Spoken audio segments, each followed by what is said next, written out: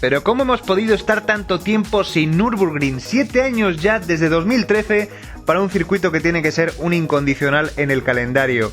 Con esas curvas enlazadas, esas diferentes trazadas que pueden dar los pilotos, no vale solo una, sino que se puede apostar por otras y aún así el adelantamiento no está nada claro, como hemos visto este fin de semana. La carrera ha tenido de todo gracias nuevamente a Michael Masi, que de verdad a mí me parece sorprendente lo poco que necesita este hombre para poner esa pimienta que necesita la carrera. Yo creo que esto, y seguramente los fans de Sergio Pérez estaréis conmigo, es un poco adulterar, ¿no? Porque sin ese safety car, quizás el podio no habría estado tan claro para Daniel Ricciardo. Pero bueno, al final el resultado de todo esto es que tengamos una serie de protagonistas un tanto inesperados, aunque tenemos que empezar por los de siempre, porque estos siguen aplastando con sus números. 91 victorias, igualar a Schumacher. Pensamos que nuestros ojos no lo verían, pensamos que sería imposible, pero ha venido Hamilton y lo ha hecho. No solo eso, sino que también nos ha dicho que en la próxima carrera le va a superar y se va a convertir en el piloto en solitario con más victorias de la historia, y que incluso seguramente dentro de poco estaremos hablando de que ha llegado a los 100 triunfos en Fórmula 1. Sería, vamos, algo impensable en el caso de cualquier otro piloto, pero hablamos de Hamilton, de este piloto que está contando con el coche más dominador de la historia, pero también de un piloto que cuando tiene un compañero de equipo que le puede pelear un poco las cosas, no lo hace, y eso es lo decepcionante de Valtteri Bottas en el 100% de las ocasiones, porque pensábamos este fin de semana que realmente estábamos ante una excepción. No fue así, lo que fue es un espejismo. No se puede definir de otra forma este gran premio para Bottas, después de que en quali le metiera 2 décimas a Hamilton, que puede parecer poco, pero estaba dilucidando todo por milésimas en una quali muy apretada, y sin embargo esas 2 décimas le sirvieron para hacer una pole position que parecía que valía mucho hasta llegar a la carrera, en la que Bottas no salió tan bien como Hamilton, ya le ganó el interior, y después de que saliera mejor, le estrangulara en la primera curva echándole hacia afuera, directamente ahí pensamos que todo habría terminado, y sin embargo Valtteri nos volvió a cerrar la boca. Pie a tabla, mantuvo la primera posición, ese liderato tan valioso después de las 2 primeras curvas. Pensamos, insisto, que sería imposible que lo hiciera, y sin embargo lo hizo. Yo creo que porque Hamilton le puso un poco al límite, ¿no? Y ahí reaccionó bien. No lo suele hacer, suele tener la sangre de horchata Valtteri, pero en este caso nos sorprendió bastante y decíamos, ¿podrá aguantar tanto tiempo en este altísimo nivel al 100% vuelta a vuelta? Pues no. Nuevamente nos volvió a decepcionar con un error que no vino a cuento, que no tocaba porque la carrera estaba en su mano, y al final pues una pasada de frenada, una pasada tremenda que dejó los neumáticos cuadrados al final de la primera frenada. Lo que hizo fue destrozar sus opciones, que sí, que después vino el abandono, la retirada, lo que sea, pero al final yo creo que todo termina en ese momento en el que Hamilton no tiene piedad, le quita el liderato y todo termina aquí. Fijaos, yo creo que Hamilton y Bottas nunca habían tenido un momento tan al límite en una salida siendo compañeros de equipo como en esta carrera. Y yo creo que ha sido porque Hamilton intentó buscar los límites de Bottas.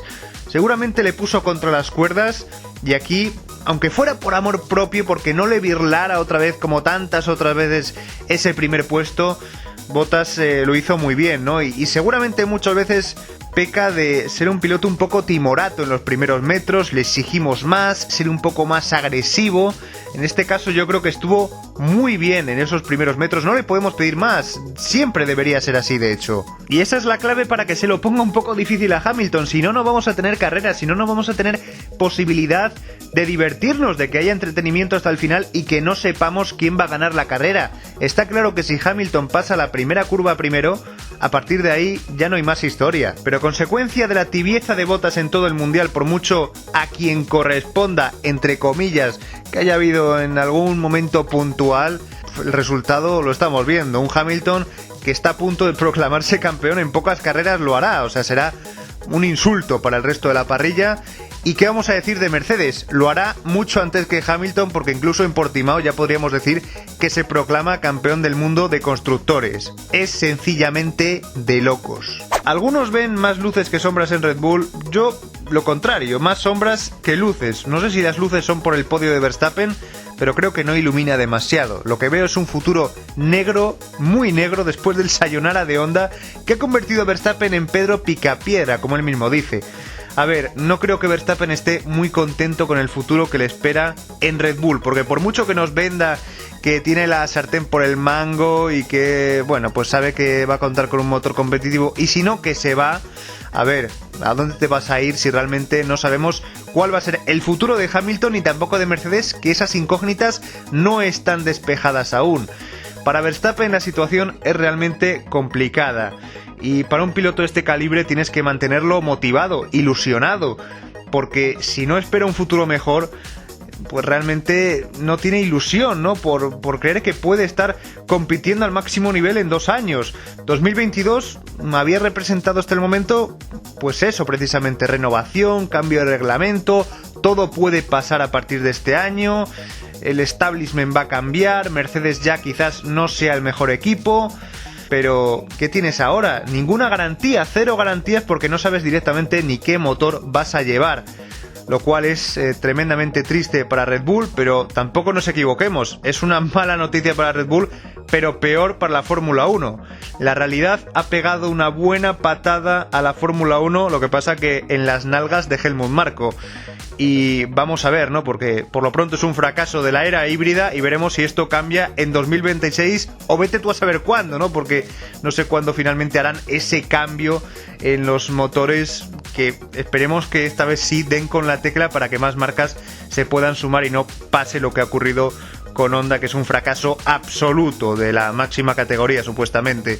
Pero en el caso de Red Bull, realmente ahora mismo poco consuelo puede haber, ¿no? De hecho yo creo que lo experimenta un poco Verstappen ya en su estilo de pilotaje, él lo siente, ¿no? Vemos un Verstappen un poco triste a la hora de pilotar. Quizás ya olvidamos un poco su agresividad de antaño, que yo realmente echo de menos, ¿no? Porque en momentos como en la salida él no tiene nada que perder, es el único momento en el que puede tratar a los Mercedes de igual a igual. ¿Por qué no intentas ponerles más contra las cuerdas, alargar una frenada, ponerte ahí en paralelo, buscar un rebufo, yo que sé, a la desesperada? Ese era el Verstappen que conocíamos y que le caracterizaba, y ahora es un Verstappen que guarda mucho más la ropa, y quizás, si a veces decimos que Bottas es muy timorato, pues Verstappen nos lo solemos callar, pero ese cambio está ahí, lo estamos viendo, yo creo que no podemos olvidarlo, ¿no?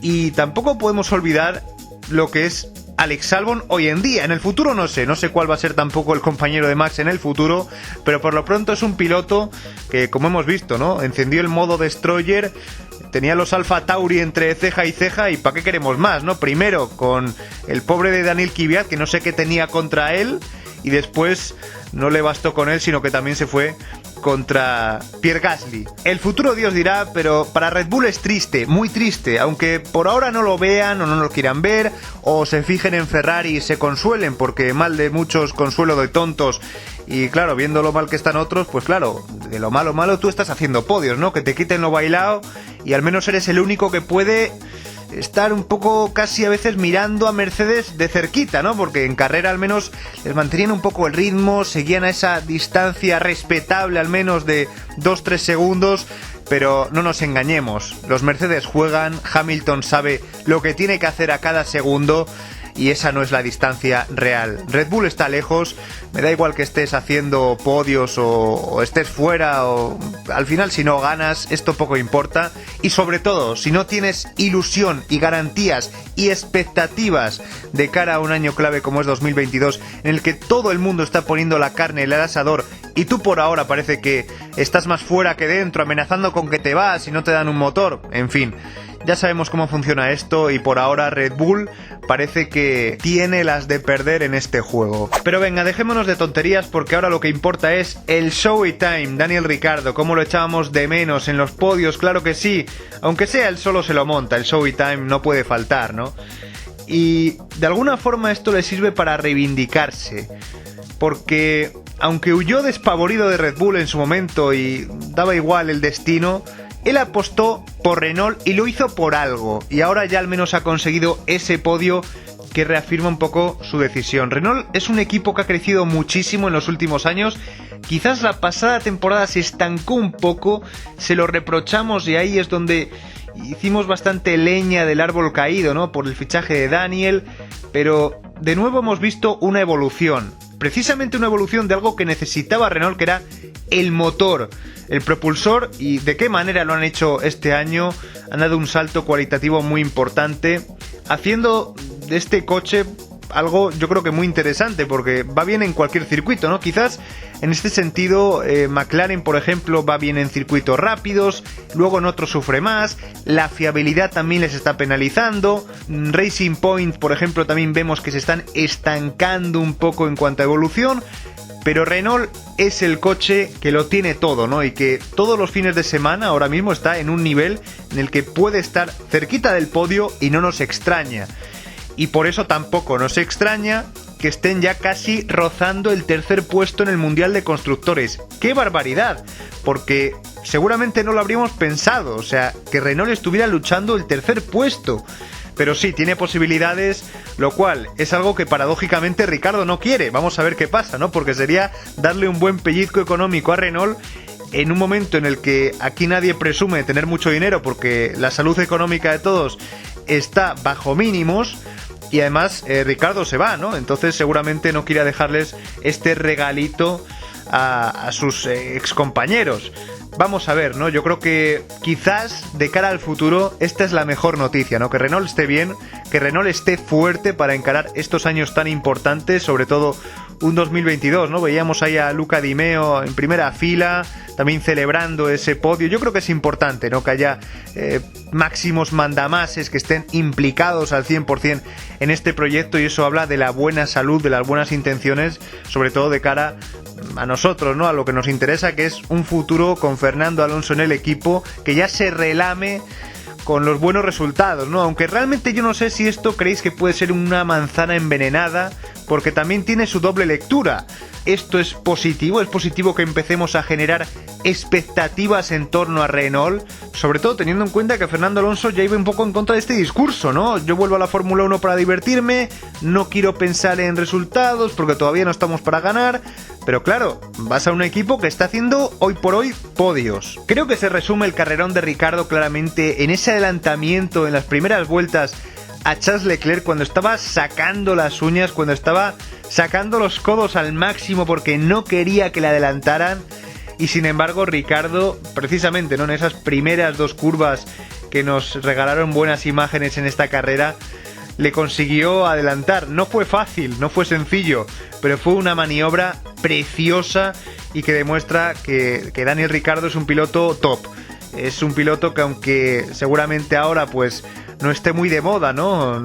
Seguramente en 2014 fue el mejor piloto de la temporada. Han pasado ya años, ya ha llovido de todo aquello, pero últimamente Daniel está demostrándonos que sigue siendo el que fue y que no podemos tratarlo como a otros. Al final hay mucho bagaje, mucha experiencia y muchísimo talento también detrás de este piloto, que yo no sé si se está lamentando de irse a McLaren en vista, insisto, de cómo van las cosas por un barrio y por otro, porque en Renault van al alza, y frente a las dudas que nos deja el futuro de otros, porque sí, aquí no hay que hablar de presente, porque en el presente todos están haciendo podios, pero esto no me interesa, me interesa su proyección de futuro, y la proyección de McLaren es un equipo con dudas. Vamos a ver cómo funciona ese motor Mercedes de cara al futuro. Racing Point también, el cambio Aston Martin, va a haber dinero, eso sí, pero hay que saber también cómo invertir el dinero.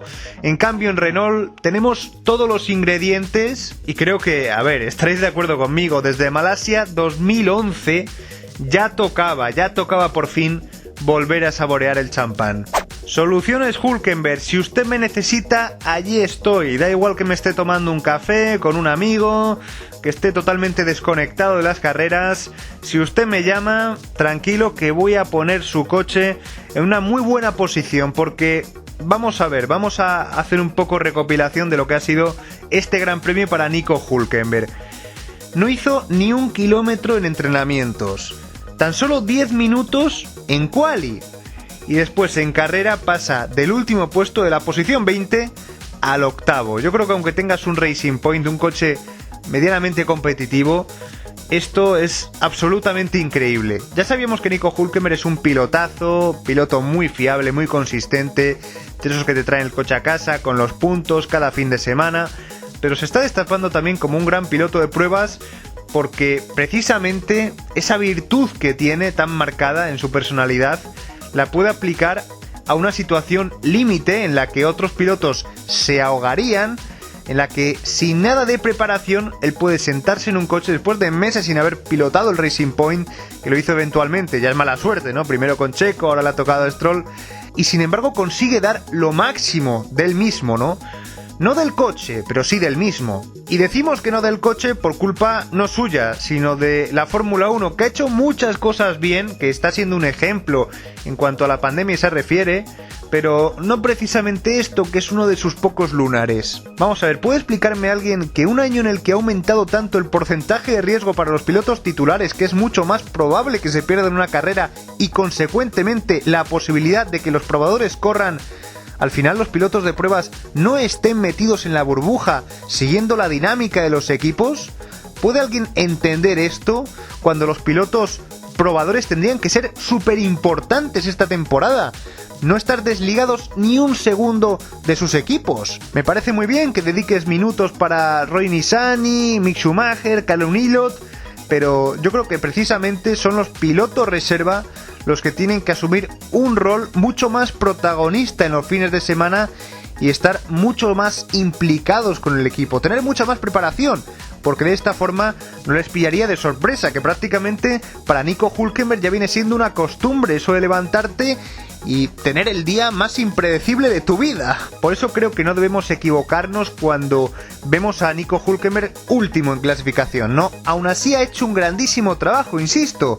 Es muy difícil subirte al coche en un día que tenías pensado hacer otras muchas cosas, menos subirte a un Fórmula 1, desde luego. Además, en un fin de semana tan especial para él, Gran Premio en Alemania, y que, bueno, pues seguramente le habría gustado hacer un papel mucho mejor, o que se viera mucho mejor su trabajo con un resultado a la altura del coche. Pero vamos, no os preocupéis, que como Nico Hülkenberg siga siendo el protagonista en los próximos meses o sigamos hablando de él, será buena señal, porque creo que al final los equipos se lo van a rifar para el próximo año. Pues finalmente no, parece que no se va a librar Cyril Abiteboul, va a caer el tatuaje que nos habían prometido, o eso esperemos. Pero bueno, yo me voy ya haciéndoos la pregunta que os formulaba antes. ¿Expectativas engañosas o peligrosas para Fernando Alonso o primera garantía de éxito?